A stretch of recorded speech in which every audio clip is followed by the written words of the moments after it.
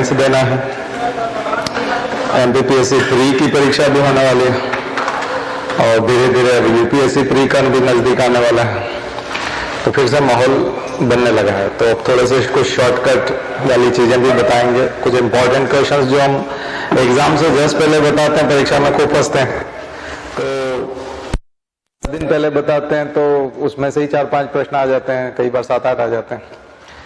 तो इस बार हमने तय किया कि उसको इंपॉर्टेंट क्वेश्चंस को भी पहले से बताना शुरू करेंगे, ताकि आप जो है, पहले के समय में हमने लिस्ट बनाने के लिए बोला था, उसका बहुत फायदा हुआ और काफी बच्चे निकलते रहे एग्जाम में।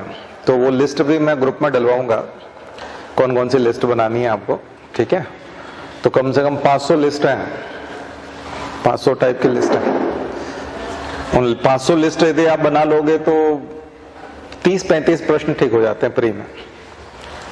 तो 500 लिस्ट आपको बनानी है, कुछ बनी हुई होंगी तो वो डाल देंगे, तो वो आप डाउनलोड कर लेना, उसमें से ले लेना, या अपनी कॉपी में अपने हाथ से लिखेंगे तो ज्यादा अच्छा होगा। तो धीरे धीरे इकट्ठी की थी वो 1-2 साल में। रोज मैं कुछ कुछ लिस्ट बताता था कि नेशनल पार्क की लिस्ट कर लो, भारत के डैम कर लो, नदियों की लिस्ट कर लो, ऐसे 500 तरह की लिस्ट है। वो 500 लिस्ट यदि आप कर लेते हो तो 30-35 प्रश्न तो वहां से आ जाते हैं। फिर कुछ इंपॉर्टेंट प्रश्न हमको इसलिए महसूस होते हैं कि क्योंकि क्या है कि 2 तरह की पढ़ाई होती है। एक पढ़ाई होती है जिसमें केवल पढ़ाई होती है, एग्जाम के लिए पढ़ाई नहीं होती। पढ़ाई में और एग्जाम के लिए पढ़ाई में दोनों में अंतर है।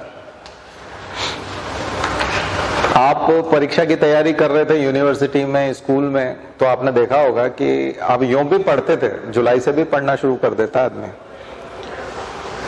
है ना। दिसंबर में भी पढ़ता है, अक्टूबर में भी पढ़ता है, जुलाई में भी पढ़ता है, जनवरी में भी पढ़ता है। लेकिन मार्च अप्रैल में एग्जाम होती थी जनरली पहले, तो मार्च अप्रैल में जब वो पढ़ता है तो मार्च में जो पढ़ाई होती है वो बिल्कुल अलग टाइप की होती थी। उसमें क्या होता है, उसमें 2 चीजें होती हैं, एक होता है कंपाइलेशन और दूसरा होता है रिवीजन। दरअसल एग्जाम के लिए जो इंपॉर्टेंट चीज है, जो आपको लिखना है, उसको आप रट रहे होते हो या याद कर रहे होते हो और उसी को कंपाइल कर रहे हो, उसी सामग्री को। तो इंफॉर्मेशन गैदरिंग, आप लोग पहले इंफॉर्मेशन इकट्ठी करते हो। पहले हम लोग 3 महीने 4 महीने, कई बार यूपीएससी के लिए 1 साल 2 साल, अगर आप इंफॉर्मेशन गैदरिंग कर रहे हो और केवल स्टडी मटेरियल इकट्ठा कर रहे हो, नॉलेज इकट्ठा कर रहे हो, कलेक्शन कर रहे हो, इंफॉर्मेशन कलेक्ट कर रहे हो, तो इसमें तो चाहे आपको 2 साल की तैयारी हो, 3 साल की हो, 4 साल की हो, 6 साल तक इंफॉर्मेशन कलेक्ट करते रहो, उससे सिलेक्शन नहीं होता। कई लोग इंफॉर्मेशन कलेक्शन को, इंफॉर्मेशन की गैदरिंग को या उसकी कलेक्शन को वो ऐसा समझते हैं कि ये तैयारी है। हाँ, तैयारी तो है, तैयारी का एक पार्ट है, पार्ट 1 कह सकते हैं उसको, लेकिन पार्ट 2 मिसिंग है। वो तैयारी मतलब आप एक्टिव दिखोगे, आप ऐसा लगोगे कि आप कुछ कर रहे हो, असली में उससे रिजल्ट नहीं आते। रिजल्ट आते हैं वो जो इंफॉर्मेशन आपने गैदर की है, तो गैदर्ड इंफॉर्मेशन जो है उसका प्रोसेसिंग करना आपने शुरू किया है कि नहीं, उसको कंपाइल करना शुरू किया है कि नहीं, वो क्वेश्चन के आंसर में कैसे कन्वर्ट होगी। ये आंसर प्रीलिम्स में 4 ऑप्शन में से आप डी वाला या सी वाला जो सही है वो कैसे निकालोगे उस इंफॉर्मेशन की वजह से, उसके ऊपर काम किया है कि नहीं आप। और मेंस में 150 वर्ड 250 वर्ड में आप लिखोगे कैसे उसको, तो आपने जब तक लिख के नहीं देखा कि अगर ऐसा क्वेश्चन आया तो हम उसको ऐसे लिखेंगे, ऐसा प्रश्न आया तो आंसर सी है तो हम ऐसे निकालेंगे सी आंसर, उस इंफॉर्मेशन को यूज करके, जब तक हम ये वाली प्रैक्टिस नहीं करते तब तक एग्जाम की तैयारी प्रॉपर नहीं होती। बात समझ में आई? तो कई लोगों को पढ़ने में मजा आता है, तो खूब पढ़ते हैं, 10 दिन पढ़ते हैं, फिर 11वें दिन फिर इंफॉर्मेशन इकट्ठी करने लगते हैं, फिर इंफॉर्मेशन संग्रह करते हैं। तो ये कब तक करोगे? ये तो आप 4 साल करते रहो, 5 साल करते रहो, 10 साल करते रहो, सिलेक्शन होना नहीं है।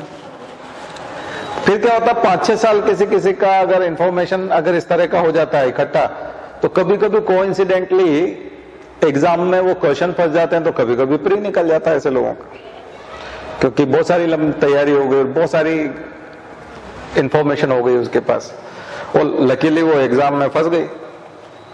तो ऐसा लगता है कि हम बहुत विद्वान हो गए, लेकिन वो मेंस में लिखते नहीं बनता, फिर मेंस में बाहर हो जाता। लेकिन हम जिस तरीके से कह रहे हैं, अगर उस तरीके से आपने चीजें की तो फिर एक ही बार में प्री मेंस इंटरव्यू सब निकल जाएंगे। कई बार कंपटीशन उतना नहीं है, उसका फायदा मिल जाता है। तो कई जगह जो है कंपटीशन नहीं होता। प्री में ऐसे सवाल आ गए थे जो टेक्निकल लोगों ने बहुत सारे निकाल लिए, ह्यूमैनिटी वाले नहीं निकाल पा रहे थे, जो मेंस बहुत अच्छा लिख सकते हैं। मेंस में फिर क्या हुआ कि वो ह्यूमैनिटी वालों को फायदा मिल गया, क्योंकि वो टेक्निकल वाले सब जो थे वो बाहर हो गए थे। ऐसे जो है लक चल जाता है कभी कभी। पर आपकी ये स्ट्रेटजी नहीं हो सकती।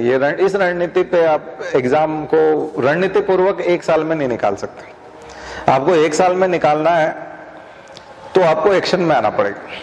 जैसे कई लोग नेट प्रैक्टिस करते रहे और मैच में ना उतरे, तो कई लोगों को आपने देखा होगा संन्यास लेते रहते हैं। संन्यास ले लेते हैं क्योंकि उनको पिछले 7 साल से किसी भी मैच में नहीं खिलाया तो संन्यास ले लेते हैं, क्योंकि वो प्रैक्टिस ही कर रहे थे, बस मैच में नहीं आ पाया। तो आपको मैच में आना पड़ेगा, मैच में आना सीखना पड़ेगा। तो आप केवल तैयारी करते रहे, उससे बात नहीं बनेगी, ठीक है।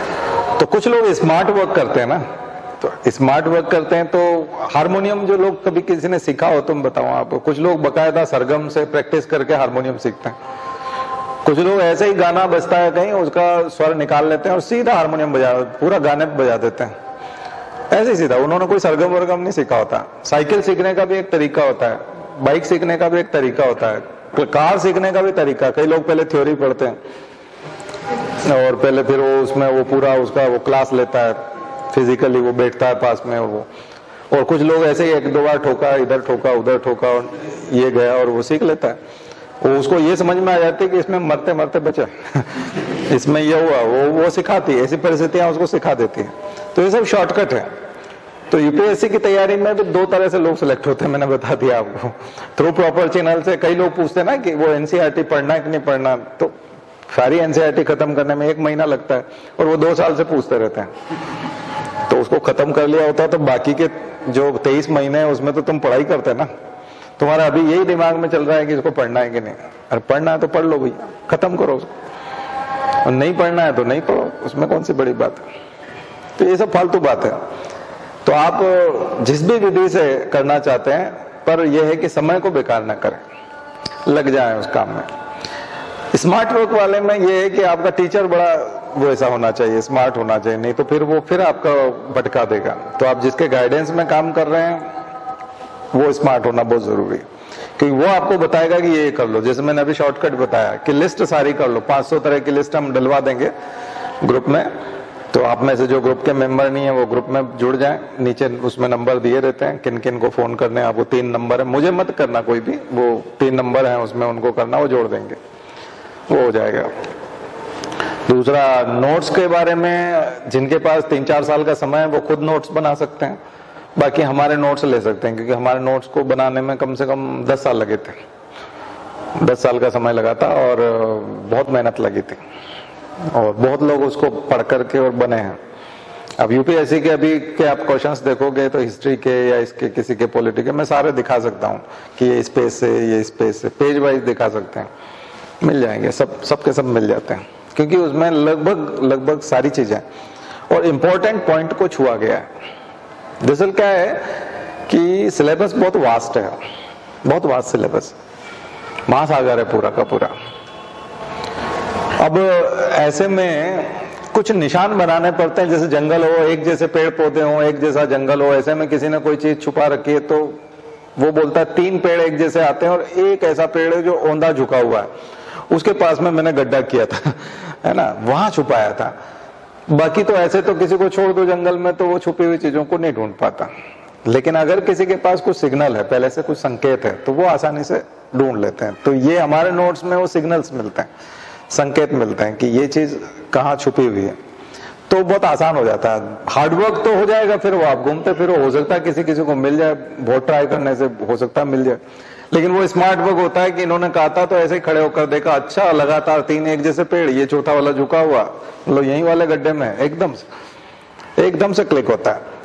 तो ऐसी चीजें कैसे आती है? ऐसी चीजें ऐसे आती है जैसे कोई भी एक व्यक्ति है जिसकी जिंदगी में बहुत सारी घटनाएं हुई है, लेकिन उसकी जिंदगी में 4 या 5 घटनाएं ऐसी हुई जिसने उसकी जिंदगी को बदल दिया, हिला के रख दिया था। उसी के कारण हम, उन घटनाओं के कारण उस व्यक्ति को हम अभी जानते हैं। तो परीक्षा में उन 4 या 5 घटनाओं का ही जिक्र आएगा, उन्हीं से प्रश्न आएंगे। तो उस व्यक्ति के बारे में अगर 10 पेज का नोट्स भी है तो बेकार है, और आधे पेज का नोट्स अगर किसी ने बना रखा है और उसमें वो 4-5 घटनाओं का जिक्र है, तो उस आधे पेज पढ़ने मात्र से आपका सिलेक्शन हो जाएगा। बात समझ में आई ना? तो ये आपको बनाना पड़ेगा ऐसा। तो ये वाला कर सकते हैं, क्योंकि एग्जामिनर कितना भी शातिर हो, इन चीजों से पार अभी नहीं पा पाएगा वो, क्योंकि कहीं न कहीं वो इंपॉर्टेंट चीजों को ही तो प्रश्न बनाएगा। एकदम सिली टाइप की चीज और वैसे क्वेश्चन बनाने से, तो मुझे मान लीजिए कोई चीज मैंने आज पढ़ी है ना, आप छोटे बचपन में आपने देखा होगा ना, हम लोग एक दूसरे को फंसाने के लिए नक्शे, मैप में कभी आपने गेम खेला है कि ये वाला मैप में जगह बताओ हमको, एटलस लेके कभी बैठे हो दोस्तों के साथ, है ना? हम लोग खेलते थे छोटे थे तो कोई बहुत बारीक सा एकदम कोने में होता था या कहीं ऐसी जगह होते थे ना, सबको परेशान करने के लिए ऐसा कोई जगह जो है वो चूज की जाती थी। वो प्रश्न पूछता था, फिर वो ना परेशान हो जाता था, नहीं मिलता, फिर वही बताता था। तो परीक्षा ना इस आधार पर परीक्षा नहीं होते कि केवल एग्जामिनर या यूपीएससी फिर बाद में आंसर बताए सही कि ये आंसर नहीं। वो उनका उद्देश्य होता है कि ज्यादा से ज्यादा लोगों को ये चीज पता हो, ज्यादा से ना हो तो कम से कम जिसने भी थोड़ी ठीक ठाक पढ़ाई कर रखी है उसको ये चीज पता हो। ठीक है, तो वैसा प्रश्न बनाने के चक्कर में फिर वो हम जो रणनीति बनाते हैं ना नोट्स में, उसके चक्कर में आ जाता है वो यूपीएससी, और वो फंस जाता है और वो क्वेश्चन भी उसमें से आ जाता है। कि या तो फिर वैसा क्वेश्चन बनाना हो तो मैं बना दूंगा पेपर, 5 से ज्यादा ठीक नहीं कर पाएंगे, कट ऑफ पे 5 जाएगा मतलब मैं ऐसा पेपर बना सकता हूँ, हवा ही नहीं लगेगी किसी को, लेकिन वैसा पेपर नहीं बनता। पेपर वो कट ऑफ वहीं ले जाना चाहते हैं 60 के आसपास। ठीक है, तो या 60 से 50 के बीच में ही कट ऑफ ले जाना चाहते हैं। तो वो 60 क्वेश्चंस आपने ठीक किए हो, 63, 65, बाकी गलत भी कर दिए हो, माइनस मार्किंग होके वो 50 हो जाता है और 100 के आसपास कट ऑफ जाता है। तो यानी 50% पे आपका सिलेक्शन हो रहा है। तो अब जब ये है तो आप, कई लोग खोज लेते हैं। मैं ये नहीं कहता कि मैंने जो नोट्स बनाए या हमारे लेवल का जो मेहनत है या मैं जैसा गाइडेंस दे रहा हूँ ये कोई दूसरा नहीं दे सकता है, लेकिन उसको टाइम लगेगा, उसको भी टाइम लगेगा। उसको भी ऐसा नहीं है कि हमको 10 साल लगे, चलो वो कोई बहुत इंटेलिजेंट है, बहुत तेज है, तो 5 साल तो लगेंगे, 5 साल से कम तो समय उसको भी नहीं लगेगा। यानी कि ये इसलिए ये इतनी मेहनत है, तो उसका फायदा आप लोग एक तो नोट से उठा सकते हैं, दूसरा यहाँ होमवर्क आपको जो बताया जा रहा है वो पूरा आप कर लो, उससे फायदा हो जाता है। तो आज हम लोग थोड़ा सा जो रणनीति है वो, पहले मैं लेक्चर में एनालिसिस टाइप जा रहा था, थोड़ा सा इलेबोरेट कर रहा था चीजों, क्योंकि मेंस भी चल रहा था, आपने मालूम है कि पिछले रविवार तक जो है वो मेंस चल रहा था।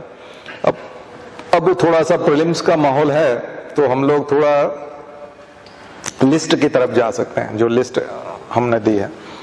इसके बाद पॉलिटी की इंपॉर्टेंट बातें होने के बाद में मैं आपको जो है साइंस वाला, जनरल साइंस वाला चीज लेंगे हम लोग, क्योंकि आजकल उसका ट्रेंड और बढ़ रहा है, वापस बढ़ रहा है। साइंटिफिक टेम्परामेंट की भी ज्यादा जरूरत पड़ रही है, और पेंडेमिक में भी आपने देखा बायो का बहुत इंपॉर्टेंस था, है ना? पर्यावरण, क्लाइमेट और हेल्थ, ये 2 बड़े इशू हैं, मैंने बताया आपको, क्योंकि और इसका दूसरे का एक दूसरे पे इंटरडिपेंडेंट भी है।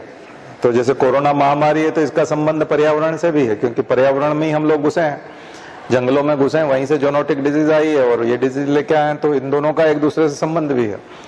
और क्लाइमेट चेंज के ऊपर खूब काम हो रहा है पूरी दुनिया में, कार्बन सिक्वेस्ट्रेशन, ये वो कार्बन डाइऑक्साइड के एमिशन को कम करना, ग्रीन हाउस के एमिशन को कम, ये भी बायो का ही पार्ट हो जाता है। एनवायरमेंट पूरा बायो का पार्ट हो जाता है, इकोसिस्टम का पार्ट हो जाता है, इकोलॉजी का हो जाता है। तो इसको हम लोग करेंगे। तो आज आपके लिए छोटे छोटे होमवर्क हैं। पहला, प्रस्तावना से जुड़ी हुई जो चीजें हम लोगों ने बताई थी जितनी भी, उनके केसेस करने हैं आपको। प्रस्तावना की शब्दावली मेंस के हिसाब से तैयार करने की बात हमने की थी। अब ज्यादा व्याख्या आज हम लोग नहीं करेंगे, क्योंकि पहले इतना ज्यादा हम लोग कर चुके हैं, तो अभी उसकी ज्यादा व्याख्या नहीं करेंगे। बस होमवर्क के तौर पे आपको ये है कि जो डेट जो लिखी हुई, जैसे संविधान लागू होने की डेट है, उद्देश्य प्रस्ताव की डेट क्या थी, ठीक है, प्रस्तावना को कब अंगीकार किया गया, उसकी डेट क्या है, ठीक है, कौन से शब्द कौन से संविधान संशोधन के माध्यम से जुड़े हैं, उसकी डेट क्या है, ऐसे।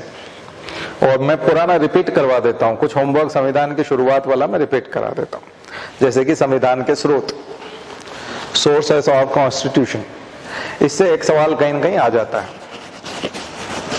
संविधान के स्रोत, यहां से आप लोग अपना होमवर्क तैयार करो। तो जो भी लोग इस साल सेलेक्ट होना चाहते हैं, थोड़ा गंभीरता से इसके ऊपर काम करो।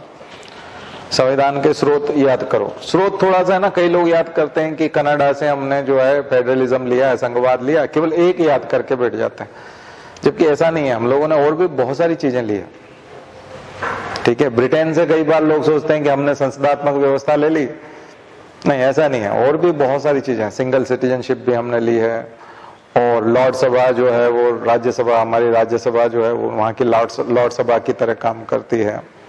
ये सारे सिस्टम हमने वहां से लिए हैं। तो कितने लिए हैं, हमारे नोट्स में जाओगे तो 7, 8, 10 तक लिखे हुए हैं। तो आपको, कई लोग एक देश से एक याद रखते हैं, ये मैंने देखा, ये थोड़ी सी कमी है, ये कच्ची तैयारी है आपकी। घुमा के वो जब पूछेगा तो फिर दिक्कत आ जाएगी। जिस देश से जितनी चीजें ली है, 7, 8 भी ली है, किसी से 3 ली है, किसी से 2 ली है, तो वो आपको याद होना चाहिए। पक्का याद करो इस वाले प्रश्न को, इसमें कोई गड़बड़ मत करना। कुछ पक्के याद करने वाले प्रश्न हैं, उनमें से एक ये है। दूसरा, अनुसूचियां, बहुत इंपॉर्टेंट प्रश्न इसलिए है अनुसूचियों का क्योंकि सारी अनुसूचियों का अपना एक महत्व है, इंपॉर्टेंस अलग से है, कॉन्स्टिट्यूशन के अलावा भी। हमारी राजनीतिक व्यवस्था में बहुत जबरदस्त इंपॉर्टेंस है उनका, क्योंकि वो बहुत सारी चीजों के बारे में गाइडेंस देती है, डिटेल में देती है ना। संविधान में उसका हल्का सा उल्लेख मिलता है, अनुसूचियों में जाकर के जब आप संविधान की अनुसूची में जाते हैं तो ज्यादा डिटेल में मिलता है। और अनुसूची बनाते ही इसीलिए शेड्यूल कि संविधान पढ़ने में बाधा ना हो, कंटिन्यूटी में हम संविधान पूरा पढ़ जाएं, और जो स्पेशल चीज है उसको आप अलग से जाके पढ़ लो। तो 4 तो संविधान संशोधन जुड़े हुए हैं अनुसूचियों से, क्योंकि बाद में जुड़ी है, 9वीं, 10वीं, 11वीं, 12वीं अनुसूची बाद में जुड़ी है। तो एक तो संविधान संशोधन पता होना चाहिए, तो एग्जैक्ट जो पता होना चाहिए उनमें एक है अनुसूची, और तीसरा है संविधान संशोधन खुद अपने आप में। कॉन्स्टिट्यूशन अमेंडमेंट जो वाले जो लिस्ट है, अमेंडमेंट की लिस्ट बनाओ, एक अनुसूचियों की भी लिस्ट में आएगा ये, संविधान के स्रोत भी लिस्ट में आएंगे, और ये भी लिस्ट में आएंगे। तो मैं आपको 10 लिस्ट तो इसकी बता ही देता हूँ, पॉलिटी की, आज है ना, पॉलिटी की 10 लिस्ट से हम लोग शुरू करते हैं। तो अनुसूचियों के बाद में अमेंडमेंट की लिस्ट, जितने भी अमेंडमेंट हुए हैं। 8वां अनुसूची जो है वो भाषा का है, तो एक भाषा की सूची बना लो। जितनी संविधान की भाषाएं, 22 भाषाएं, तो 22 भाषाएं आपको रटी हुई होनी चाहिए, कौन कौन सी। कई बार ये रहता है कि इनमें से ये है, ये नहीं है, ये इस सन में इस संविधान 3 संविधान संशोधन भाषाओं से जुड़े हुए हैं। एक 14 भाषाएं थी, तो फिर 15वीं भाषा हो गई, फिर 18 हो गई, 3 और जुड़ी, और बाद में 4 और जुड़ी, तो 22 हो गई। तो 3 संविधान संशोधन आपके भाषाओं से हो जाएंगे। तो वो आपको पता होना चाहिए कौन कौन से संविधान संशोधन है, कौन से सन में हुए थे, कौन सी भाषा जुड़ी थी। तो आज का होमवर्क थोड़ा सा बड़ा स्पेसिफिक है, मैं उस टाइप से नहीं बता रहा हूँ। अब ये थोड़ी सी रणनीति, जो लोग इसको सिंसियरली करते हैं वो बन गए, वो जॉब में है, अभी चले गए, वो बन गए। वो कोई बहुत बड़ा जादू वादू नहीं है, कुछ सिंपल सी चीज है। यहाँ जो बताया जा रहा है उसको करते जाओ, सिलसिलेवार करते जाओ, आप बन जाओगे। कोई अलग से कुछ नहीं है ऐसा कि किसी दिन कोई गुप्त बात बताएंगे या ऐसा, कहीं कोई कुछ नहीं है ना। बहुत ज्यादा पेचीदा चीजें भी नहीं है, बहुत सिंपल है। स्टेप बाय स्टेप आपको तो हम गाइड करते जा रहे हैं क्या करना है, बिल्कुल भी डाइवर्ट नहीं होना है हमको। बस जो बताया जा रहा है स्पेसिफिक, उस पर काम करो, ठीक है। फिर आप लोग आ जाओ, डीपीएसपी की लिस्ट बनाओ, जितने नीति निदेशक तत्व हैं उनकी लिस्ट बनाओ, कौन सा अनुच्छेद है, और फंडामेंटल राइट्स की लिस्ट बनाओ, कौन कौन से फंडामेंटल राइट्स हैं, कौन से अनुच्छेद में हैं, एक उसकी लिस्ट बनेगी। तो मैं लिस्ट के हिसाब से बता देता हूं। आज मूल कर्तव्यों की लिस्ट बनाओ, फंडामेंटल ड्यूटीज की, बहुत इंपॉर्टेंट लिस्ट है।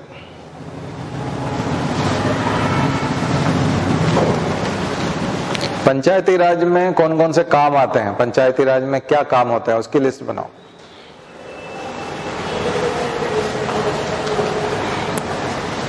आखिर पंचायत कौन से काम करती है, उसकी एक लिस्ट होती है कि पंचायत के हिस्से में ये काम आते हैं, नगर निकाय दोनों की। तो ये पंचायत और नगर निकाय जो होते हैं, नगरीय निकाय जिनको बोलते हैं, अर्बन जो लोकल बॉडीज होती हैं, ULB और RLB, rural local bodies and urban local bodies, दोनों के कामों की सूची बनाओ कि इनके हिस्से में कौन कौन से काम आते हैं, अनुच्छेद वाइज, अनुच्छेद का नाम लिखते हुए। अनुसूची में दिया हुआ है ना, 11वीं और 12वीं अनुसूची है, तो उसमें इन्होंने अनुच्छेद में भी जोड़ा है उधर, ठीक है। तो ABCD करके ऐसा वो बनेगा उसका जो भी, तो उसमें जा करके बताओ। एक ये इंपॉर्टेंट प्रश्न होता है, क्योंकि पंचायती राज अलग से भी दिया हुआ है। एक संसदीय समितियों की लिस्ट बनाओ, पार्लियामेंट्री कमिटीज कौन कौन सी होती हैं, उनके क्या काम है,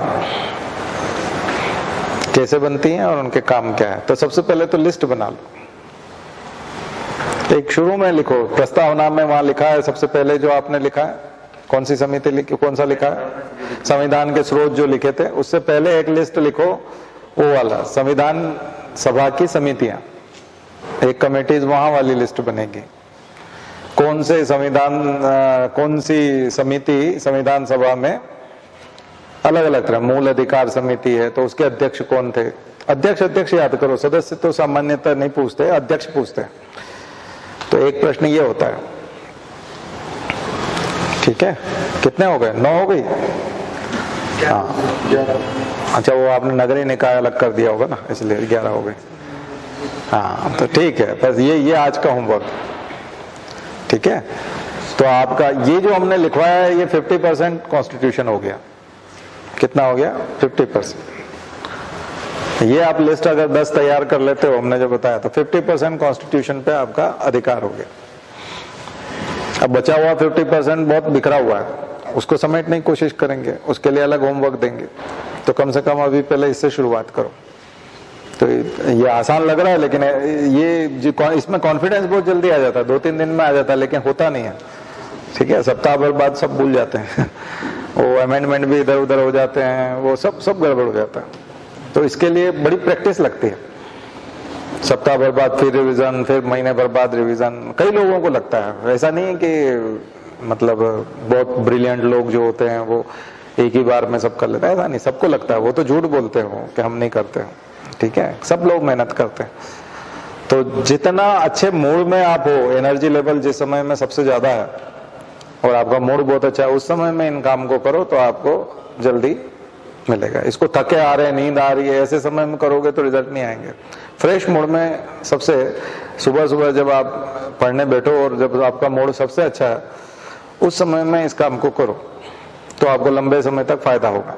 और इनके साथ कुछ चीजों को जोड़ो, कहानियां जोड़ो, इनके साथ केसेस जोड़ो, विकिपीडिया में जाकर के उनको देखो, जहां इंदिरा गांधी का रोल आ रहा है वहां इंदिरा गांधी का फोटो देखो, उसकी कहानी देखो कि इसके पीछे किस्सा क्या था, तो ज्यादा आसान होगा। इंपॉर्टेंस भी आपको समझ में आ जाएगा कि ये क्यों कहा जा रहा है, ठीक है। तो ये बहुत शॉर्ट हो गया पॉलिटी की क्लास, तो ठीक है ना, एकदम ऐसा लग रहा है जैसे आधा पॉलिटी हो गया, लेकिन ये बोलने से नहीं, मैंने तो अभी काम दिया है, अब इसको करने में समय लगेगा, है ना। एक बार में तो जल्दी हो जाएगा, नोट्स भी कोई बनाने की जरूरत नहीं, ये सब मिल जाता है। किसी भी नोट्स में जाओगे, चाहे लक्ष्मीकांत की किताब खरीदोगे, हमारा नोट्स खरीदोगे, कोई भी पॉलिटी का नोट्स उठाओगे उसमें मिल जाएगा। लेकिन हमारे नोट्स की विशेषता ये है कि उसमें 3 चीजें एक्स्ट्रा होती है। 3 चीजें एक्स्ट्रा क्या होती है कि उसके सपोर्ट में 3 चीजें होती है। एक तो उसमें उदाहरण होता है, एग्जाम्पल होता है, एक उसमें सुप्रीम कोर्ट की व्याख्या होती है, हर जगह पे सुप्रीम कोर्ट ने किस केस में इसके संबंध में कौन सी व्याख्या दी है, ये होता है। और तीसरा उस घटना का उल्लेख होता है जिसके कारण ये लाया गया है, यानी उसकी पूरी स्टोरी, हिस्टोरिकल बैकग्राउंड होता है उसका, ठीक है। और उसको केस स्टडी के तौर पे भी, पॉलिटी की केस स्टडी के तौर पे भी उसको दिखाया गया होता है। तो ये 3 तरह की चीजें उसको बड़ी इंपॉर्टेंट बना देते हैं, ठीक है ना, क्योंकि याददाश्त के लिए बहुत जरूरी हो जाता है। बाकी जगहों पर क्या होता है कि वो ऐसे इंफॉर्मेशन दी होती है तो उस पर विश्वास नहीं होता, आसानी से विश्वास नहीं होता। और अगर उसके सपोर्ट में अगर डॉक्यूमेंट है, उसके सपोर्ट में यदि कुछ चीजें हैं तो फिर विश्वास होता है कि ये बड़ा इंपॉर्टेंट है और इसी को किया जाना चाहिए, और वो फिर फंस भी जाता, आता है परीक्षा आ जाता है वो। कारण भी बहुत जरूरी है। विशेष राज्य का दर्जा देंगे तो क्यों देंगे, कारण जरूरी है ना। कहेंगे नहीं इसको विशेष राज्य का दर्जा मिला हुआ है, अरे क्यों मिला हुआ है विशेष राज्य का दर्जा, हाँ ये विशेष उपबंध है तो ये प्रोविजन क्यों किया गया, कारण भी बताना पड़ेगा। कोई संशोधन किया गया तो संशोधन का कारण भी बताना पड़ेगा कि आखिर संशोधन क्यों। तो जस्टिफिकेशन जो है वो अलग से आता है, और सुप्रीम कोर्ट जब व्याख्या करता है तो बहुत सारे दिमाग हमारा, जो कई बार हम लोग जो परंपराओं से सुनते आ रहे हैं या व्हाट्सएप यूनिवर्सिटी से जो सुनते हैं, वो चेंज हो जाता है। कल आपने एक न्यूज देखी होगी दैनिक भास्कर में कि फ्रंट पेज पे कि आरक्षण जो है वो क्या है, कुछ लिखा था उसने, क्या लिखा था, हाँ अपोजिशन टू मेरिट, मतलब वो कोई मेरिट का विरोध नहीं है और उसको योग्यता का पैमाना भी न मानो उसको, क्योंकि केवल जो है मार्क्स किसी के ज्यादा आ जाएं तो उससे वो बहुत योग्य है, ऐसा नहीं है। दरअसल वो एक सामाजिक न्याय है, क्या है, सोशल जस्टिस है। अब मैं आपको जो लेक्चर सुनाता हूँ उसमें तो डीपीएसपी, उसमें वो लैंग्वेज आती है, लेकिन मार्केट में जो चुटकुले चलते हैं या व्हाट्सएप पे जो इन्फॉर्मेशन चलती है उसके हिसाब से तो वो बिल्कुल एक गाली जैसा लगता है। इसमें लगे सुप्रीम कोर्ट का दिमाग खराब, अरे सुप्रीम कोर्ट संविधान का रक्षक है, तो संविधान में जो लिखा हुआ है उसकी वो रक्षा कर रहा है। हालांकि यहाँ पे भी वो ईडब्ल्यूएस के बारे में वो वाली बात नहीं करता, यहाँ वो उसको जस्टिफाई करा, भी वो ईडब्ल्यूएस वाली याचिका नहीं उठा रहा, वो इसके माध्यम से उसको वो करने की कोशिश कर रहा है, उसके पीछे एक अलग राजनीति। लेकिन फिर भी सुप्रीम कोर्ट आपको क्या दिखाने की कोशिश कर रहा है। तो ये ऐसे एग्जाम्पल जो होते हैं ना, जैसे कभी भी न्यूज में आ गया अचानक से, द हिंदू में कोई आर्टिकल आ गया या कल के अखबार में ही था, वो उसके सपोर्ट में जाके वहां लग जाते हैं। ठीक है, मृत्युदंड का मामला है तो अभी अभी आपने मृत्युदंड देखा था, है ना, निर्भया के मामले में तत्काल, तो ये सब चीजें उसमें जुड़ती जाती हैं। तो आप अपने नोट्स को अपडेट भी कर सकते हो, क्योंकि मृत्युदंड कई बार तो 10-10, 20-20 सालों में एक बार होता है ना। फांसी पे लटका ही नहीं जाता किसी को, बहुत लंबे समय, बहुत पहले लटकाया था वो एक कोई था, और उसके बाद ये जो कसाब को और अफजल गुरु को लटकाया था, करीब 20 साल का अंतर हो गया था, 15-20 साल का अंतर था, उसके बाद इनको लटकाया था। फिर इनके बाद में भी फिर 6-7 साल का, 10 साल का गैप हो गया था, तब जाकर के 7-8 साल बाद फिर किसी को फांसी पे लटकाया। तो फांसी इतना आम नहीं है हमारे यहाँ, लेकिन अगर कोई केस अगर नोट्स में लिखा हुआ है फांसी के ऊपर, है ना, और कोई पेचीदगी दी हुई है, तो अभी जो हो रही है फांसी उसको उसके साथ जोड़ो, अपने नोट्स के साथ जोड़ो। तो ये वाली जो क्वालिटी जो डेवलप करता है वो बहुत जल्दी सिलेक्ट हो जाता है, अपडेट करता रहता है नोट्स को, रोज की घटनाओं से, न्यूज़पेपर से, पॉलिटिक की अपडेशन होना चाहिए। नहीं तो क्या होता है कि आप कटे हुए रहते हो। इसलिए लक्ष्मीकांत की किताब और या कोई भी और जो है वो उतना सपोर्ट नहीं करती, उसके पास जो इन्फॉर्मेशन है वो थोड़ी सी पुरानी इन्फॉर्मेशन है, और वो इन्फॉर्मेशन जो है वो उसमें लचीलापन नहीं है, मतलब उसमें कहीं से आप इंसर्ट नहीं कर सकते नई इन्फॉर्मेशन को, उसमें जोड़ने की गुंजाइश नहीं देता। जबकि हम जो लिखते हैं उसमें आगे जो है उसमें इतना गुंजाइश रहती है। कई बार आपको धागा बांधना हो आगे से आगे तो उसको खुला रखना पड़ता है, नहीं तो नॉट बिल्कुल आखिरी में लगा दोगे तो आगे कैसे बांधोगे। तो हमारे उसमें गुंजाइश रहती है। टेग जो रहता है वो टेग इस तरह से रहता है पुछल्ला कि उसमें आप नई चीज को जोड़ सकते हो, तो एक्सटेंडेबल है, तो उसको आप वो करने की कोशिश करो। ठीक है, तो मुझे लगता है कि आज आप बात को समझ रहे होंगे। बहुत सरल मैं करने की कोशिश कर रहा हूँ मेरी बातचीत में इसको, इससे ज्यादा तो जो है पॉलिटिकल लेक्चर जो है इस तरह से नहीं दिया जा सकता। चलिए, तो अब हम आते हैं जहां हमने छोड़ा था, प्रस्तावना पे, है ना। तो आपको होमवर्क दे दिया संविधान के स्रोत।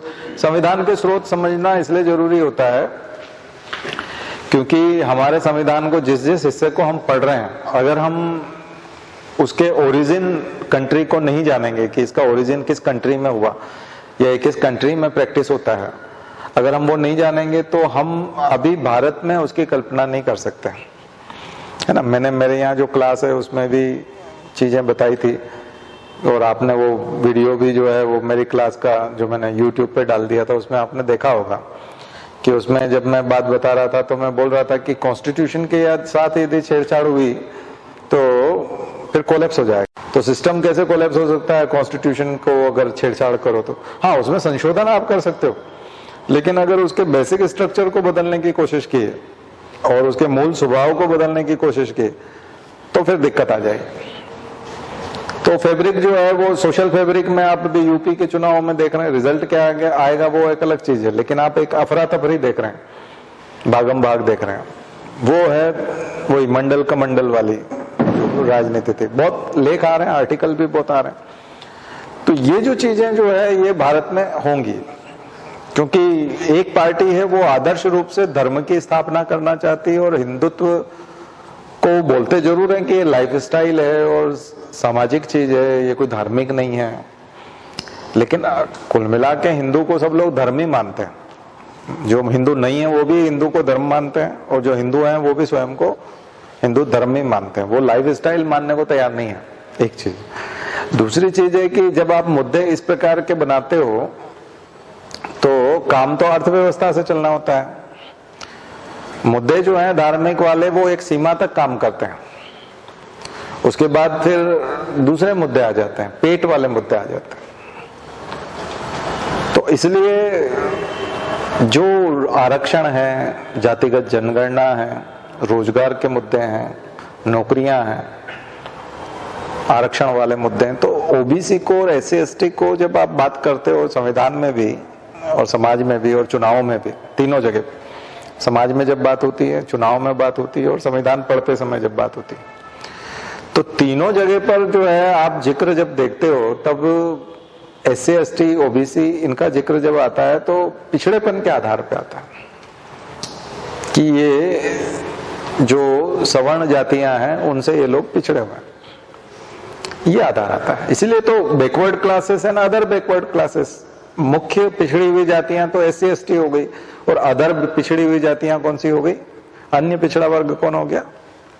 ओबीसी, जिनको हम लोग बोलते हैं, वो लोग अन्य पिछड़ा वर्ग हो गए। तो फिर बाकी बचे हुए लोग कौन है? उनको अगड़ा बोला जाता है कि ये फॉरवर्ड क्लास है, ये सवर्ण है, इनके पास संसाधन बहुत ज्यादा है। तो मुद्दा उठा था ना, जातिगत जनगणना होगी, कास्ट बेस्ड एक बार सेंसस कर लो, तो बीजेपी ने मना कर दिया, कास्ट बेस्ड सेंसस नहीं करना। ये तो ये जो चीजें हैं ये उस पर भारी पड़ती है। किस वाली चीज पे भारी पड़ती है? धर्म वाली चीज पे बहुत भारी पड़ जाती है, क्योंकि आपका जो खेत है उसमें आपको एमएसपी चाहिए और वो उस टाइप की चीजें चाहिए, फर्टिलाइजर चाहिए, खाद की बहुत मारामारी थी मध्य प्रदेश में, आपने देखा बीच में, है ना। तो उर्वरक चाहिए, फर्टिलाइजर चाहिए, समय पे सिंचाई चाहिए, प्राइस मिलना चाहिए उसका। अगर फसल आ गई है तो वो बेकार हो जाए तो उसका क्या मतलब है? एमएसपी मिलना चाहिए। तो इस प्रकार की जो चीजें, इसलिए वो कृषि कानून वाला मसला हुआ, ये मसले हुए, तो आर्थिक मसले जिससे कि सीधा सीधा पैसा जुड़ा हुआ है वो। और बीजेपी एक ऐसी पार्टी है कि जो दोनों वर्गों को, एक तो पिछड़ा वाला मैंने बता दिया, तमाम प्रकार के पिछड़े, चाहे वो मुख्य पिछड़ा वर्ग हो चाहे वो अदर बैकवर्ड क्लास हो, दोनों तरह के जो पिछड़े हुए लोग हैं उनसे अलग तरह का वादा करती है कि आप बीजेपी में आओ। और उनसे जब वो वादा करती है तो आर्थिक वाली बात नहीं करते, उनसे कहते हैं कि हम सब हिंदू हैं और हमको एक होना चाहिए। उनसे वो धर्म की बात करती है। और उच्च वर्ग से भी धर्म की बात करती है, नहीं, उच्च वर्ग से धर्म की बात वाली बात नहीं है। वो तो उच्च वर्ग तो अपने आप को हिंदू मानता ही है और वो तो प्रथम वर्ग में आता ही है और वो तो उच्च स्तर पे है, उसको वहां बैठा हुआ है कि उससे धार्मिक बात करने की जरूरत नहीं है, क्योंकि वो तो विशेषाधिकारों का उपयोग करता है और उसको धर्म से फायदा हुआ है।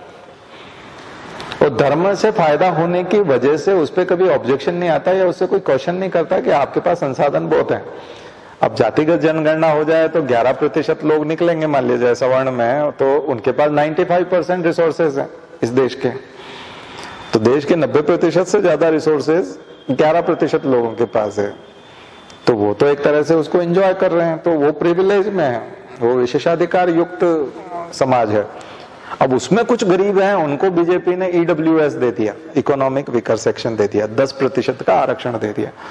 तो उनको तो उन्होंने आर्थिक रूप से भी समझाने की कोशिश कर दी कि देखो तुम में जो गरीब है उनको हम ये दे देंगे, लेकिन ये संतुलन बिठा पाना बड़ा मुश्किल हो जाता है, क्योंकि जो उच्च वर्ग समर्थन करता है वो उच्च वर्ग समर्थन धर्म की वजह से नहीं करता है। उसका उद्देश्य होता है कि आप इनका आरक्षण समाप्त करो, आप इनकी सुविधाएं छीनो, इस वर्ग को जो फायदे मिल रहे हैं उनको बंद करो।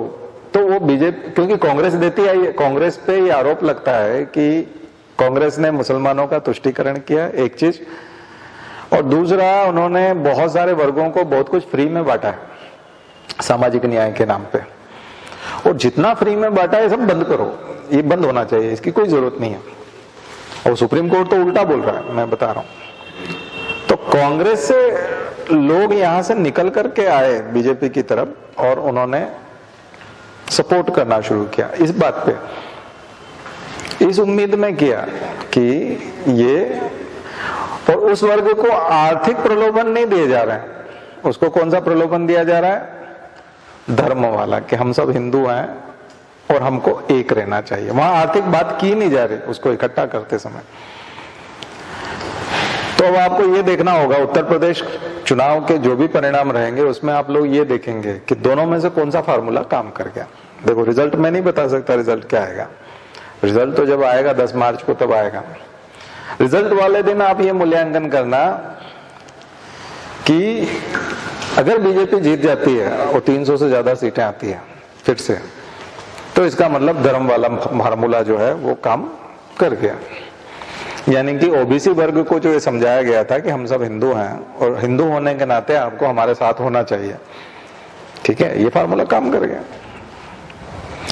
और अगर ऐसा नहीं होता है, 300 सीट में इसलिए बोल रहा हूं क्योंकि राम मंदिर बना है, बहुत सारी चीजें हुई है, योगी जी के कार्यकाल की बहुत सारी ऐसी उपलब्धियां भी है दूसरी प्रकार की, जिनको लोग प्रत्यक्ष तौर पर तारीफ करते हैं उसकी, तो हो सकता है वो समर्थन करें। लेकिन 300 से कम सीटें होती है तो, क्योंकि 300 से ज्यादा आई थी पहले और उस समय चेहरा भी नहीं थे योगी जी, सीएम का चेहरा भी। तो अगर आपको भारत में देखो, आपके जब आप यूपीएससी का सिलेबस देखेंगे तो यूपीएससी के सिलेबस में कॉन्स्टिट्यूशन के बाद में एक और पॉइंट है, पॉलिटिकल सिस्टम, राजनीतिक तंत्र, भारत का राजनीतिक तंत्र, ये सिलेबस का हिस्सा है। और सिलेबस में यही चीज आती है, ध्रुवीकरण, चुनाव जीतने के तरीके, इलेक्टोरल रिफॉर्म, इलेक्टोरल बॉन्ड, जनप्रतिनिधित्व कानून, सुप्रीम कोर्ट का इंपॉर्टेंस है ना, इंपॉर्टेंस ऑफ सुप्रीम कोर्ट या role of Supreme Court on electoral system, हमारे चुनाव व्यवस्था पर जो है सुप्रीम कोर्ट का क्या क्या शिकंजा होता है। फिर role of Election Commission, free and fair election के लिए जब हम इलेक्शन कमीशन के रोल की बात करते हैं तो वो क्वेश्चन बनते हैं। तो मेंस में काफी प्रश्न बनते हैं, लेकिन प्री के सिलेबस में दिया हुआ है। कभी कभी तो एमपीपीएससी वाले ने ये पूछ लिया था एक बार कि पिछली बार जो इलेक्शन हुए थे उसमें बीजेपी को कितनी सीटें आई थी, अब ये क्वेश्चन भी था। अब वो जीती थी इसलिए पूछ लिया था ना, हार जाती तो वो सरकार नहीं होती। तो ये ऐसा क्वेश्चन जो है पहले कभी कांग्रेस में नहीं आया, लेकिन बीजेपी के उसमें क्वेश्चन आया। तो हो सकता है कि वो सरकार को खुश करना चाह रहा हो, मुख्यमंत्री को खुश करना चाह रहा हो कि आप इतने सारे सीटों से जीते हो बहुमत से, हम बच्चों को टेस्ट कर रहे हैं कि आपको सीटें पता है कि नहीं। तो किस सेक्शन में पूछा है? Political system. तो पॉलिटिकल सिस्टम में ये सब चीजें आएंगी, तो मैं आपको एनालिसिस करके बता रहा हूं। 10 तारीख को आपको समझ में आ जाएगा मैं जो बात कर रहा हूं कि हाँ, लोग सामाजिक न्याय को चाहते हैं, लोग आर्थिक स्थिति को महत्व दे रहे हैं। क्योंकि जब बच्चा आपका बेरोजगार है और खेत में आपका फसल का जो दाम है वो नहीं मिल रहा, सॉरी, तो ऐसे में तो क्या धर्म फिर भी काम करता है? ये देखने वाली बात कि उसको धर्म की बात कह करके फिर भी वोट लिया जा सकता है। अगर ये काम कर गया तो इसका मतलब ये तो बहुत बड़ा जादू है। दूसरा, कई लोगों को आप बोलते हुए सुनेंगे कि राम मंदिर का मुद्दा काम नहीं करेगा क्या, राम मंदिर तो बन गया। तो कई लोग ये कहते हैं भाई राम मंदिर बनना था तो बन गया, अब क्या जरूरत है तो वो इस टाइप से बात करने लगते हैं। कुछ लोग इस टाइप के भी हैं, बड़े प्रैक्टिकल है, उन्होंने कहा जब बनाना था इसलिए इनको लेके आए थे, अब बन गया, अब काम खत्म। तो ये बहुत ही मतलब सीधा सीधा है प्रोसेस, उसमें कोई बहुत ज्यादा वो सोच विचार वाली बात नहीं करते हो कि आगे और मथुरा काशी है और वो सब, वो उसमें नहीं जाते हैं। वो सोचते हैं हमारा काम हो गया, तो फिर थोड़ा धन्यवाद ज्ञापित करते हुए वोट दे दो फिर तो बोले नहीं उसके बारे में फिर देखेंगे, बोले और भी तो कुछ चीजें है ना, केवल यही लेके थोड़ी बैठे रहोगे। तो वही है कि भारत की राजनीति का बड़ा टर्निंग पॉइंट होने जा रहा है ये जो इलेक्शन है। तो ये मैं पॉलिटिकल सिस्टम वाले पे, ये आपका एक एक्सरसाइज हो जाएगा, किसका, पॉलिटिकल सिस्टम का। फिर भी पॉलिटिकल सिस्टम में और कौन कौन सी चीजें आती है तो लिख लो। पॉलिटिकल पार्टीज, राजनीतिक दल, राष्ट्रीय मान्यता प्राप्त दल क्या होते हैं, क्षेत्रीय मान्यता प्राप्त दल क्या होता है, क्षेत्रीय दल क्या कहलाते, कौन होते हैं, दोनों की मान्यताएं कैसे मिलती है, चुनाव चिन्हों का आवंटन कौन करता है, कई बार ये सवाल आ जाता है।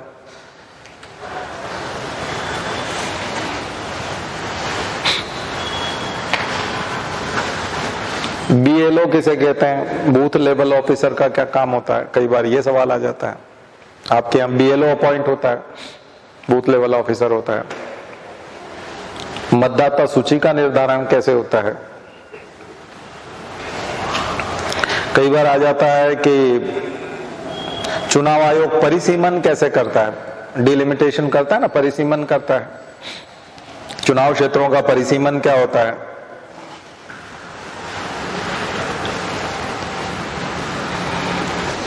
तो ऐसे बहुत सारे सवाल हैं पॉलिटिकल सिस्टम में, मतलब। और जनप्रतिनिधित्व कानून क्या है, पीपल्स रिप्रेजेंटेटिव एक्ट क्या है, उसका संशोधन अधिनियम क्या है।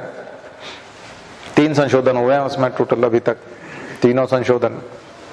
एंटी डिफेक्शन लॉ क्या है, ये आपका अनुसूचित 10 है ना, 52वां संविधान संशोधन, ये सब एंटी डिफेक्शन लॉ है। दल बदल कानून क्या है, गठबंधन सरकारें क्या होती हैं, coalition government.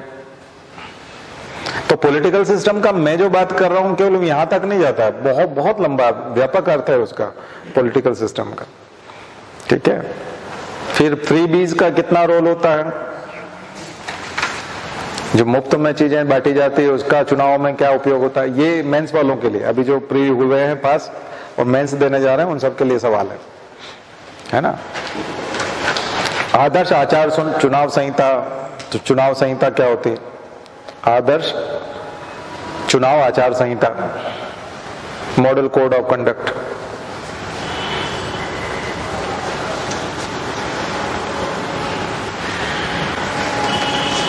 Electoral bond already discussed है ना, हम लोगों ने किया था ना, इलेक्टोरल बॉन्ड पे बात हो चुकी है।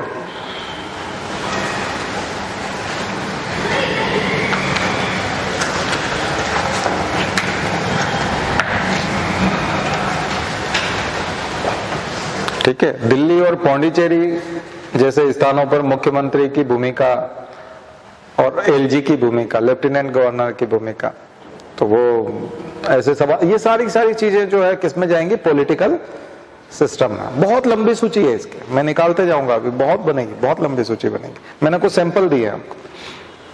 तो पॉलिटिकल सिस्टम का मतलब मैं जो बता रहा हूं कि ये चुनाव में ये है, ये इसका उपयोग केवल ये नहीं है, इसके अलावा भी बहुत है। पर ये मेंस वालों के लिए एक सैंपल है कि आप इन पे काम कीजिए थोड़ा सा, कभी कभी सवाल आ जाते हैं इस पे। और ये सब एकदम से ऐसे प्रेडिक्ट नहीं कर पाते आपकी ऐसा कोई सवाल आएगा, पर प्रीलिम्स के सिलेबस में है, इसलिए वो बहुत भोला भाला सिलेबस दिखता है, बहुत सिंपल। उसने एक लाइन लिख के एकदम कॉमा लगा देता है, पॉलिटिकल सिस्टम लिख के कॉमा लगा देता है, तो ऐसा लगता है कि बस ये इतना ही है। नहीं तो पॉलिटिकल सिस्टम है क्या, कहां से निकालो, कितना कुछ है, सब कुछ है उसमें, सब कुछ आ गया। तो पॉलिटी जो है, पॉलिटी का सिलेबस जब विस्तार लेता है तो उसके अंदर से ऐसी चीजें निकलती जाती है, ठीक है ना। तो ये आपको करना आना चाहिए। चलिए फिर हम चलते हैं वहीं पर, फिर से संविधान के स्रोत देखे थे आपने, उसके बाद संविधान में प्रस्तावना के शब्द हम लोग कर रहे थे। तो इंपॉर्टेंट शब्द समाजवादी शब्द, शायद समाजवादी किया था हमने, नहीं किया था, समाजवादी कर लिया था। 3 शब्द जो है हम लोगों ने फ्रेंच से लिए हैं, एक तरह से फ्रेंच रिवॉल्यूशन से लिए हैं। कौन सा, फ्रेटर्निटी, इक्वलिटी, और उसकी बात हम लोग करते हैं, ठीक है। तो तीनों प्रकार की बात होती है, इक्वालिटी की बात भी होती है और बंधुता की बात भी होती है, समानता की बात होती है, समता की बात आती है, और किसकी बात आती है? लिबर्टी की बात आती है, स्वतंत्रता की बात आती है। ठीक है, तो स्वतंत्रता का क्या रोल होता है, तो ये स्वतंत्रताएं क्यों होती है, तो इसके लिए थोड़ा सा है ना, आप एक तुलनात्मक अध्ययन मैंने कल मेरी क्लास में, जो हमारी पेड क्लास है, उसमें बहुत अच्छा होमवर्क दिया था, ह्यूमन राइट्स के साथ कंपेयर करना, human rights versus fundamental rights, है ना। ऐसा आपको ग्रुप में डाल देंगे, बहुत इंपॉर्टेंट पार्ट है, human rights versus fundamental rights.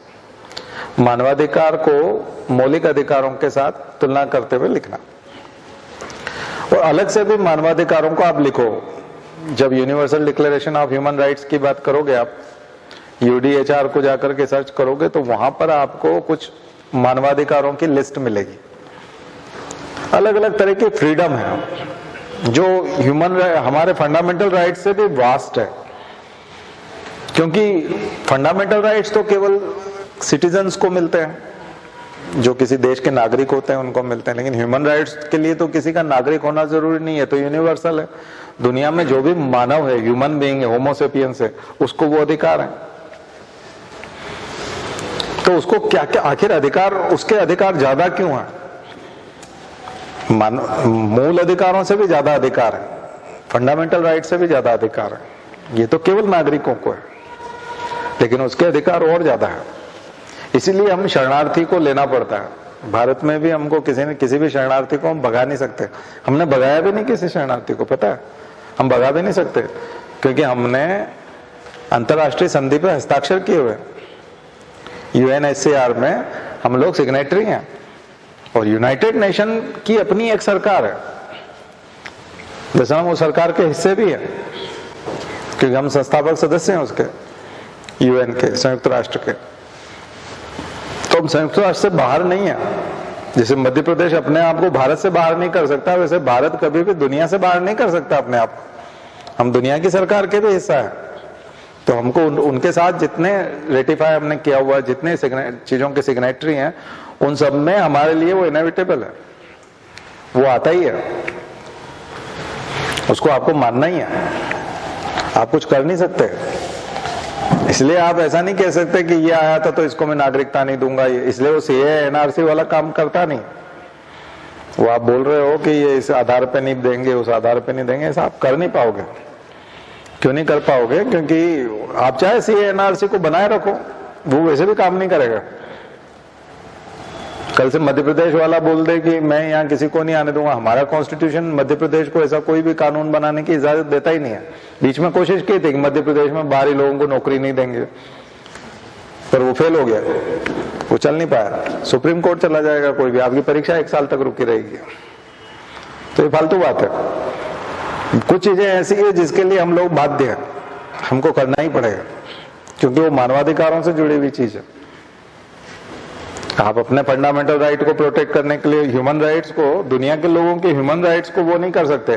कई लोग बोलते हैं ह्यूमन राइट ये फालतू का, मानवाधिकार वाले आ जाते हैं पता नहीं कहां से। पता नहीं कहां से नहीं आते, वो तुम दुनिया में हो इस वजह से हैं, वो तुम्हारा अस्तित्व ही उससे है।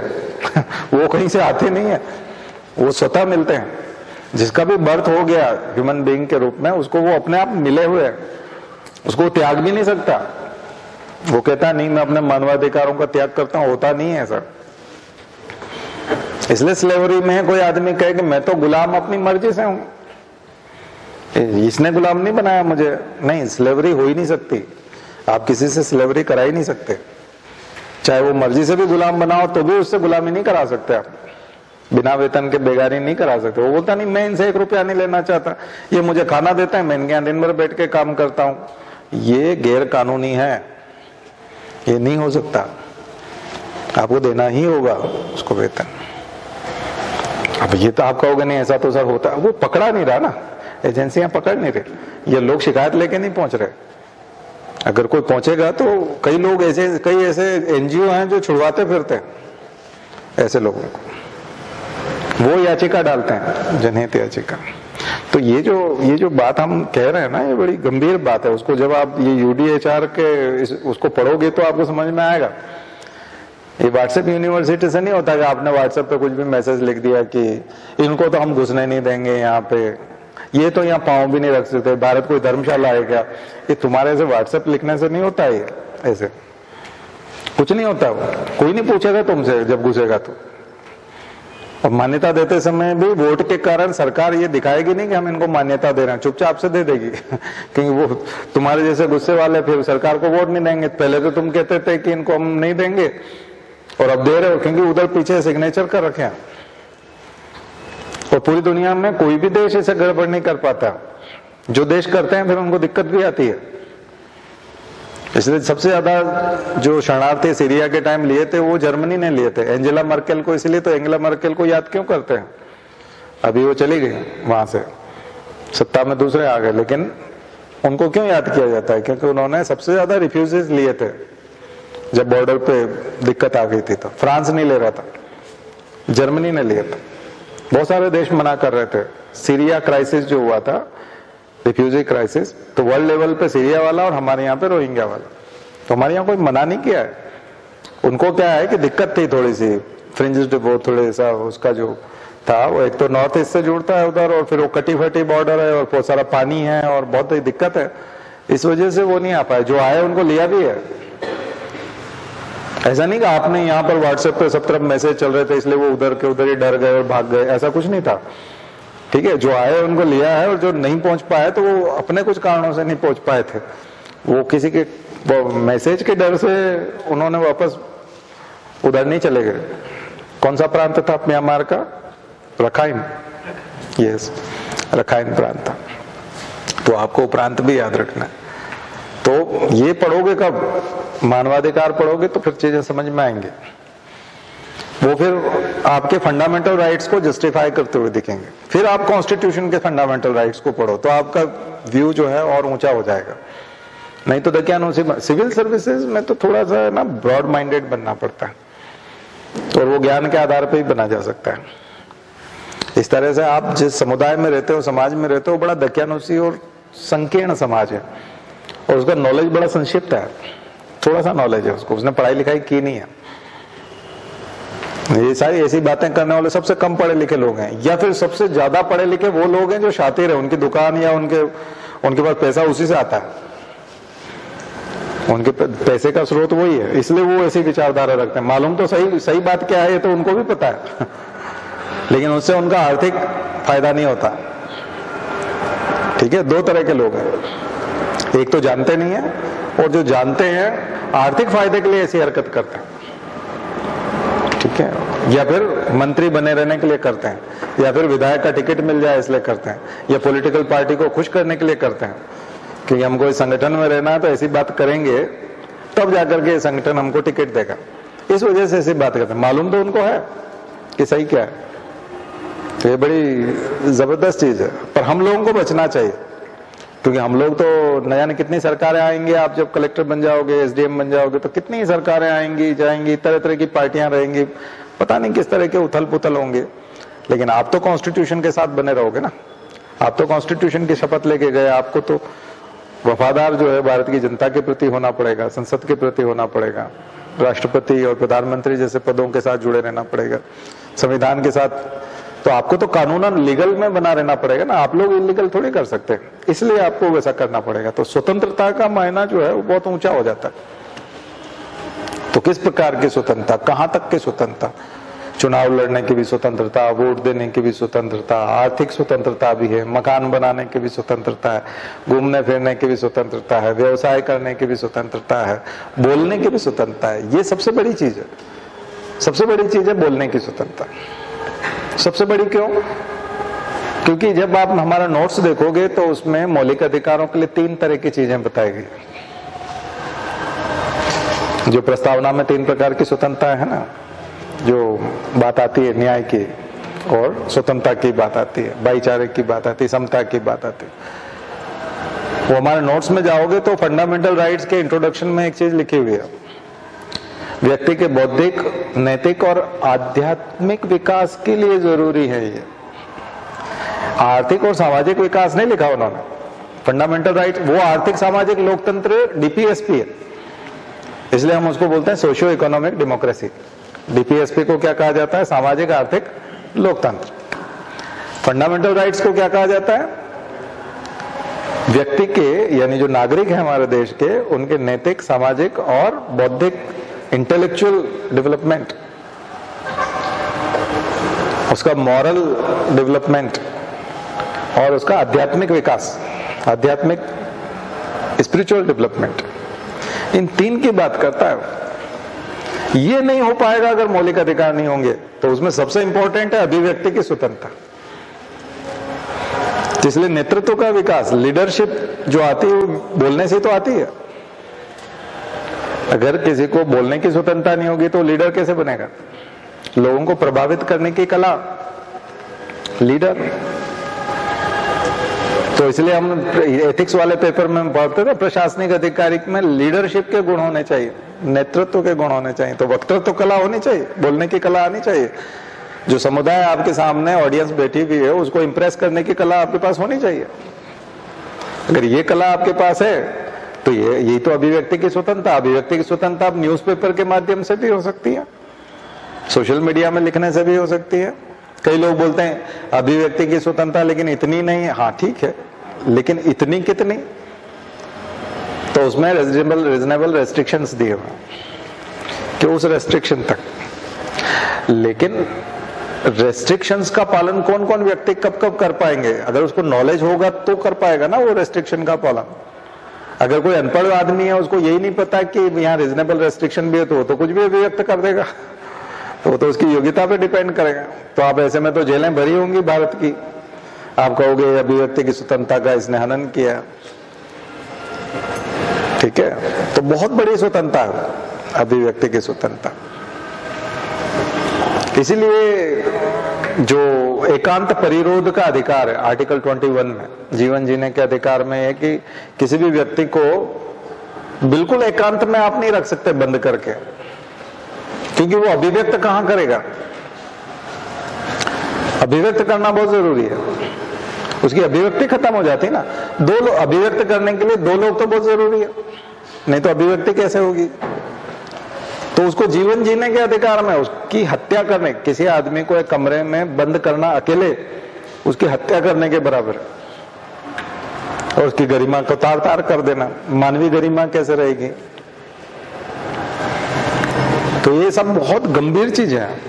फिर आप कहोगे कि नहीं ये तो फिर आपका पेट भरा हुआ है, आप अच्छे मकान में रह रहे हो, आप रोज परिवार के साथ हंस खोल करके बात करते हो, शाम को बहुत सारे लोग 15-20 लोग मिलकर के हो सकता है आपके परिवार में बैठते हो, हंसी टिटोली होती है, तभी आप ऐसी बात कर सकते हो। आपको पता नहीं है कि जो लोग एकांत में रहते हैं, जो लोग चीजें अभिव्यक्त नहीं कर पाते, जिनके अंदर लीडरशिप नहीं होती है, ऐसे लोगों का क्या होता है। हर व्यक्ति को उच्चतम सीमा तक आगे बढ़ने का अधिकार लीडरशिप के माध्यम से ही मिल सकता है। किसी व्यक्ति को चुनाव लड़ने से नहीं रोक सकते। किसी की इच्छा हो रही है कि मुझे नेतृत्व करना है तो उससे रोकने, ये मानवाधिकार है भाई। ये किसी लीडर के अधिकार नहीं है, नेता के अधिकार नहीं है। किसके अधिकार है? मानव के अधिकार है। शिक्षा प्राप्त करने का अधिकार, परिवार बसाने का, विवाह करने का अधिकार तक दिया। तो मनुष्य होने के नाते जो उसके अधिकार हो सकते हैं, उन सब अधिकारों के बारे में पढ़ो, थोड़ा सा डीप में जाके पढ़ो और विचार करो थोड़ा रुक करके एक एक अधिकार के ऊपर। फिर आपको लगेगा कि ये तो फिर डिक्टेटरशिप है। एक आदमी का फेस रिकॉग्निशन टेक्नोलॉजी कर लो, एक आदमी का आधार कार्ड के मार्फत से कर लो, RFID से उसका ट्रैकिंग कर लो, और फिर सारा ट्रैकिंग हो जाए तो पेगासस लगा दो फिर वो किससे क्या बात कर रहा है। तो इसलिए आप देखते हैं ना, अमित शाह पेगासस लगा देते हैं तो चन्नी के पीछे पड़ गए उधर। वो क्या होता है कि जहां पे भी इलेक्शन होते हैं तो उनको मालूम है यहाँ फंडिंग पैसा लगेगा। अब 95% तो इलेक्टोरल बॉन्ड अकेले चन्नी ले जाए, वो ले जाते हैं, अमित शाह ले जाते हैं सब। बचे हुए 5% में देश की सारी पॉलिटिकल पार्टीज है। तो वो चुनाव के दिनों में जुगाड़ तुगाड़ में लगे रहते हैं सब लोग।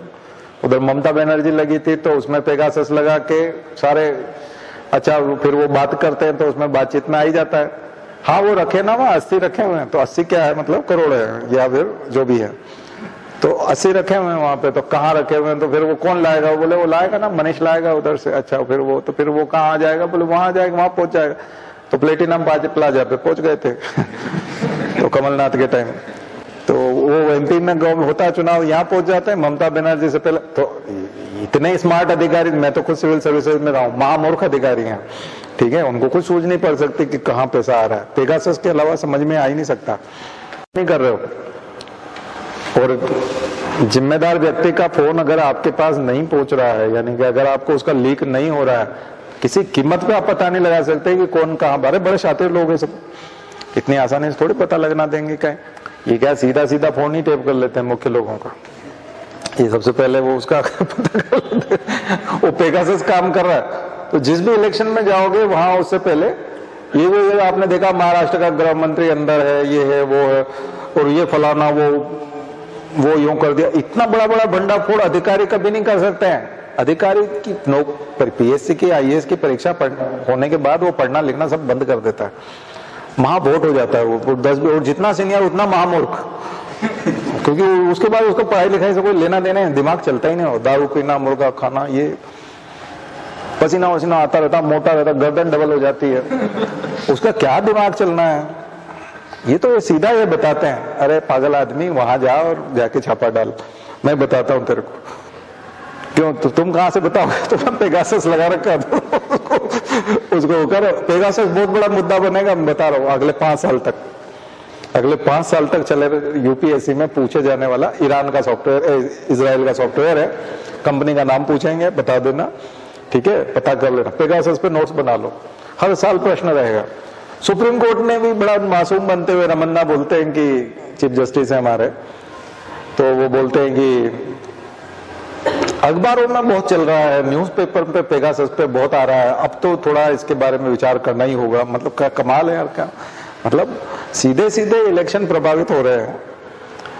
ऐसी इंफॉर्मेशन, मतलब ये तो हो गया ना जैसे कि कोई मिस्टर इंडिया बन जाए मतलब वो गायब होना सीख जाए, तो फिर वो सब जगह छुप करके कहीं पे भी खड़ा होकर सारी चीजें देख सकता है और सब कुछ पता लगा सकता है। ये तो पूरा इन्होंने वैसे ही एक जादू जैसा चीज कर लिया। या फिर वो कौन सा एक वो आता था सीरीज जेके रोलिंग वाली, वो कौन सी थी जो जादू वाले थे लड़के, हैरी पॉटर वाला, तो या फिर हैरी पॉटर वाला वो वैसा कुछ मिल जाए, तो पेगासस मिल गया इनको। तभी तो आप देखते हो सूंघ लेते हैं, धन को सूंघ लेते हैं। धन को सूंघने के इतने बड़े वो नाक तेज है क्या? तो ये कहाँ से सूंघ लेते हैं? वो तो अधिकारी तो महामूर्ख है, अधिकारी है तो पागल है, सब खत्म है उनने तो पैसे लेने देने से। 99% ऑफिसर पैसे गिन गिन के परेशान है, भयंकर पैसा है इनके पास, और सारे दलाल हैं और सारे के सारे लोग वसूली वाले हैं, भ्रष्ट है एक नंबर के। और पुलिस तो क्या बताए। अब ये लोगों को जब स्मार्ट ऐसे अभी भी सारी पुलिस 99% पुलिस को सफलता अभी मोबाइल से मिलती है। आप देखते हो ना, मोबाइल लोकेशन से ये था और वो वहां पे सिम उसने वहां फेंक दिया था, इस वजह से ये, फिर उसने वो उसके EMI वो नंबर से उससे पता चल जाता है, हाँ जो भी है वो उससे फिर पकड़ लिया उसने। अगर वो फोन भी फेंक जाए और वहां जाकर नया फोन खरीदे और नई सिम खरीदे तो ये कुछ पता नहीं लगा सकते, ठीक है। अभी भी टेक्नोलॉजी मदद करती है, साइंस एंड टेक्नोलॉजी पुलिस की सफलता है। इनका तो बुद्धि नहीं है, तो दारू पी लेते हैं सब 6 बजे, और क्या क्या हालत है इनके, कहाँ से IQ है नहीं, पढ़ते लिखते हैं नहीं, बहुत बुरी हालत है। ये ऊपर वाले की हालत और ज्यादा खराब है, ऊपर CBI से लेके ऊपर तक। तो फिर ये कैसे पता करते हैं? पेगासस। ये देखना बहुत बड़ा मुद्दा है, फोन टेपिंग का अधिकार नहीं है, आर्टिकल 21 का उल्लंघन भी है। केवल होम सेक्रेटरी के स्पेशल ऑर्डर पर कुछ राष्ट्रीय सुरक्षा के महत्वपूर्ण मसलों पर। तो फिर सुप्रीम कोर्ट ने कहा, बोले यार इतना भी नेशनल सिक्योरिटी जैसा कुछ नहीं है, तुम हर बात में नेशनल सिक्योरिटी लेके आ जाते हो। सरकार से पूछा, बोले क्या कर रहे हो तुम, थोड़ी शर्म आनी चाहिए।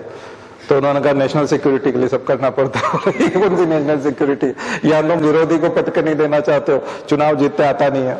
असली में आओ ना, दंगल करके बराबरी पे आओ, थोड़ा चंदा उनके पास भी जाने दो, यहाँ पे भी जाने दो। जैसे बीजेपी का कैंडिडेट पैसे छुपा करके दारू बांट देता, थोड़ा उनको भी बांट लेने दो, ठीक है। तो दोनों को बराबर बांट लेने दो, दोनों को बराबर गुंडागर्दी करने दो, दोनों को बराबर आ जाए थोड़ा, क्योंकि है तो सही इंडियन सोसाइटी ही है, नेता वही है, कोई परम पवित्र थोड़ी हो जाते हैं। आपके पास जो नेता है कौन से परम पवित्र है? वो सब भी तो माइग्रेटेड है, सब उधर से माइग्रेशन करके इधर आए। तो इतने ही पवित्र थे तो फिर इसका मतलब पहले काफी अच्छे लोग थे फिर कांग्रेस में, इसका मतलब ऐसा नहीं है।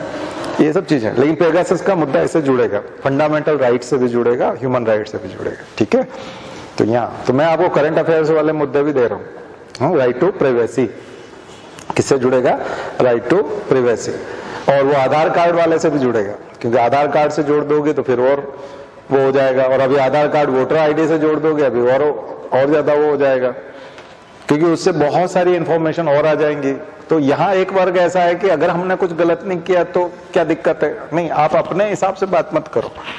बात कई तरह से होती है। जैसे ओटीपी आता है ना ओला में, और आपका नंबर जो है वो ड्राइवर के पास चला जाता है, तो चलो आप लड़के हो आपके हिसाब से, लेकिन कई बार आपने देखा होगा कि लड़कियां नंबर ही नहीं देती है, कई जगह पर वो हिडन रखती हैं, फेसबुक पे नंबर नहीं लिखती अपना, है ना।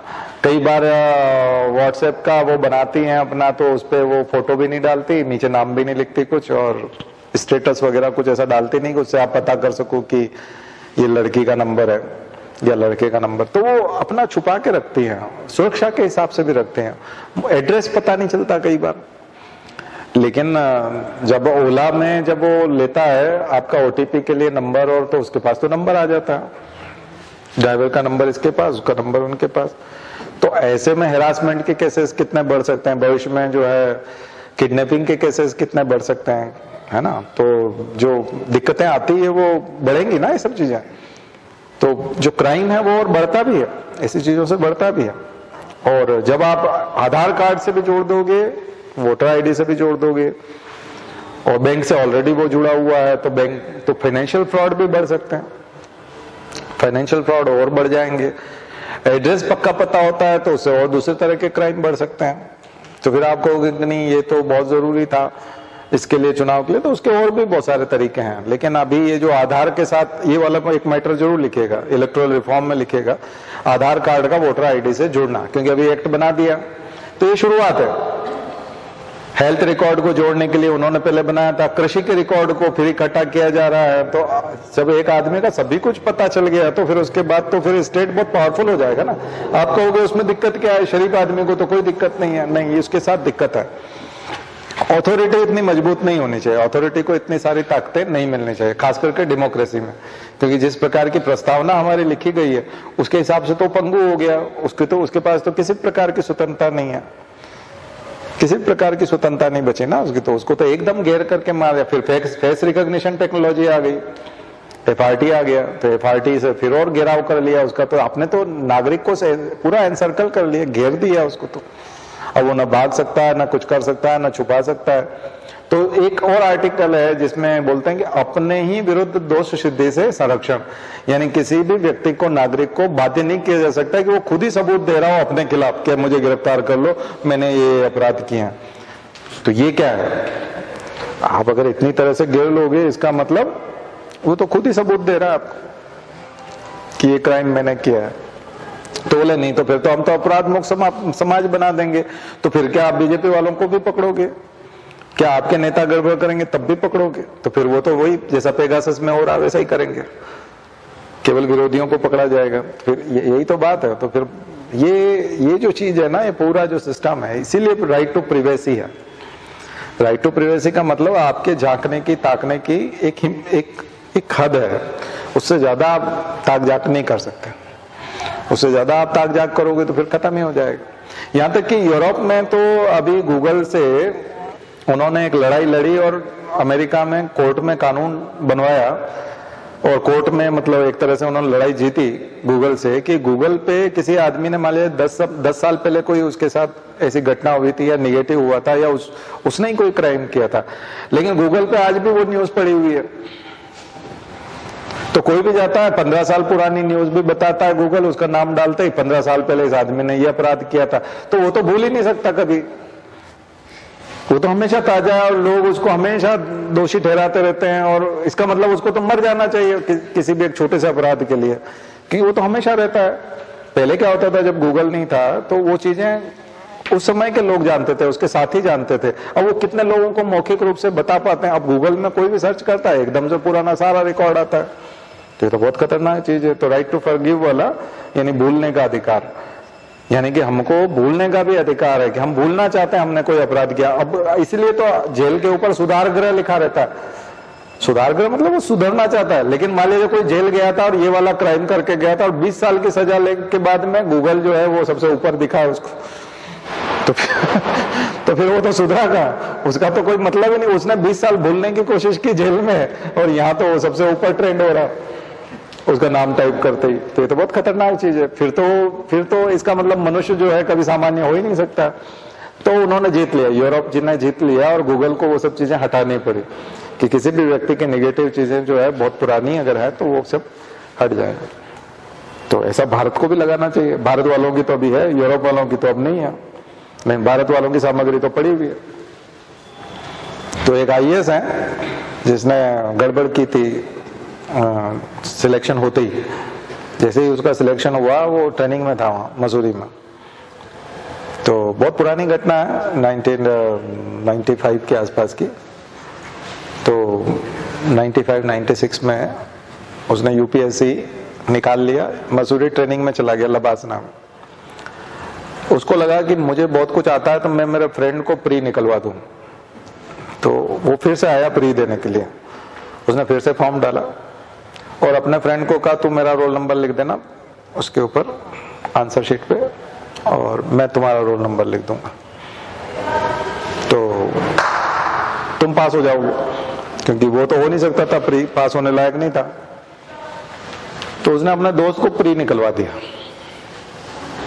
ऑलरेडी IAS था, जीनियस था, उसमें कोई प्रॉब्लम नहीं थी, पर वो पकड़ा गया। कोर्ट में केस चला। अब नहीं है मध्य प्रदेश में, नौकरी भी कर ली 20-25 साल, पूरा पिंचन लगातार नौकरी में पूरे कभी, और वो सब सेट हो जाता है सुप्रीम कोर्ट में, हो गया। पर अभी आप गूगल पे डालोगे ना फ्रॉड IAS और ये और प्री फिर से बैठा था UPI, ऐसा कुछ गूगल में डालो, वो सारा डिटेल आ जाएगा उसका। बात समझ में आई ना? तो इसका मतलब वो चेन से जी नहीं सकता, उसका नाम कोई भी निकाल सकता है। मैंने आपको हिंट दे दिया तो आप कोई भी निकाल लेगा उसका नाम, मतलब बता रहा हूँ। इतनी सारी वेबसाइट उस समय की न्यूज पे, हालांकि 95 में उतने सारे लोग नेट पे थे नहीं, तो ये किस्मत अच्छी है उसकी कि उस समय में इतनी वेबसाइट नहीं थी। आज के जमाने के हिसाब से होता तो कम से कम 5000 रिजल्ट निकलते, उसके 4-5 ही निकलेंगे, क्योंकि उस समय में ऑनलाइन सिस्टम ही बहुत कम था, नया नया वेबसाइट बनी थी, न्यूज वेबसाइट बहुत कम थी। पर वो बताती हैं, वो अभी भी बताती है। लेकिन अगर ये वाला राइट मिल जाए, अधिकार, तो वो बिल्कुल एकदम परम पवित्र व्यक्ति के रूप में आ जाएगा। मतलब नए जनरेशन को तो मैं अभी बता भी रहा हूं तो आपको सबूत नहीं दे सकता मैं, क्योंकि ये मेरी मौखिक बात हो जाएगी केवल। लेकिन अभी आप गूगल पे निकाल लोगे तो बहुत आसानी से मिल जाएगा। तो ऐसी छोटी छोटी चीजें मैंने करंट अफेयर से जोड़ा है। देखो आज देखा आपने, बहुत सारे करंट की चीजों से जोड़ा है। इन सबको पकड़ो, जितनी टर्मिनोलॉजी मैंने यूज की है उसके ऊपर नोट्स बनाओ, उनके फुल फॉर्म लिखो, उनके ऊपर थोड़ा सा डेफिनेशन लिखो। तो आज का होमवर्क मुझे लगता है ठीक ठाक मिल गया आपको। ठीक शुरुआत हुई ना? चलिए करते हैं शांति पाठ, फिर कल बात करेंगे।